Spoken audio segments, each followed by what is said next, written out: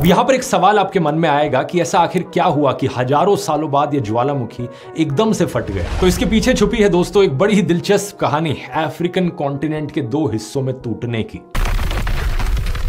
ये वोल्केनो जहां मौजूद है वहां पर टेक्टोनिक प्लेट्स शिफ्ट हो रही हैं और अफ्रीका का कॉन्टिनेंट टूटकर दो हिस्सों में धीरे धीरे बट रहा है। असल में कई मिलियंस ऑफ ईयर्स पहले की बात है जब सारे कॉन्टिनेंट्स एक हुआ करते थे। इसे पैंजिया कहा जाता था। आपको याद होगा स्कूल में पढ़ा था इसके बारे में। ये पैंजिया का सुपर कॉन्टिनेंट धीरे धीरे टाइम के साथ साथ अलग अलग टुकड़ों में बटा और वहां से हमारे आज के कॉन्टिनेंट्स बने। अफ्रीका के रीजन पर अगर स्पेसिफिकली फोकस करोगे तो एक टाइम पर अफ्रीकन टेक्टोनिक प्लेट और अरेबियन टेक्टोनिक प्लेट एक हुआ करती थी, लेकिन जब ये धीरे धीरे अलग हुई तो इनके बीच जगह बनी और वहां पर आया रेड सी और गल्फ ऑफ ईडन। अब हो क्या रहा है दोस्तों, क्योंकि ये टेक्टोनिक प्लेट्स हमेशा मूव करती रहती हैं, अब धीरे धीरे अफ्रीकन प्लेट भी दो हिस्सों में टूट रही है, नूबियन प्लेट और सोमालियन प्लेट में। इथोपिया का ये वाला रीजन जहां पर ये हाईली गुबी ज्वालामुखी मौजूद है, यहां पर तीन प्लेट्स एक साथ मिलती हैं, नूबियन, सोमालियन और अरेबियन टेक्टोनिक प्लेट्स। अब यहां पर ये तीनों प्लेट्स धीरे धीरे एक दूसरे से दूर होती जा रही हैं और जमीन तीन हिस्सों में टूट रही है। इस जगह को अफार रिफ्ट कहा जाता है, लेकिन ये रिफ्ट अपने आप में एक बड़ी ईस्ट अफ्रीकन रिफ्ट का हिस्सा है। अफ्रीकन कॉन्टिनेंट में यहां से साउथ की तरफ देखोगे तो एक पूरी लाइन सी बन रही है,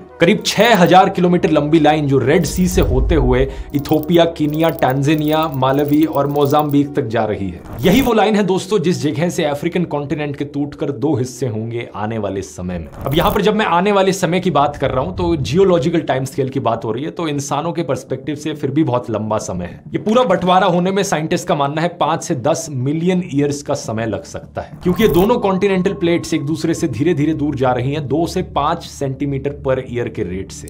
बेसिकली ये वही रेट है जिस रेट से आपके नाखून बड़े होते हैं, लेकिन इसका मतलब ये नहीं कि हर चीज बहुत धीरे धीरे से होगी। इस पूरे ईस्ट अफ्रीकन रिफ्ट सिस्टम पर ढेर सारे वोल्केनोज मौजूद हैं, ढेर सारी पहाड़ियां मौजूद हैं, जैसे कि mount Kilimanjaro, mount Kenya, Erta आले जो कि इथोपिया की फेमस लावा लेक है, और कई सारी लेक्स भी मौजूद हैं जो बनी ही इसलिए हैं क्योंकि ये कॉन्टिनेंट्स एक दूसरे से दूर होते जा रहे हैं।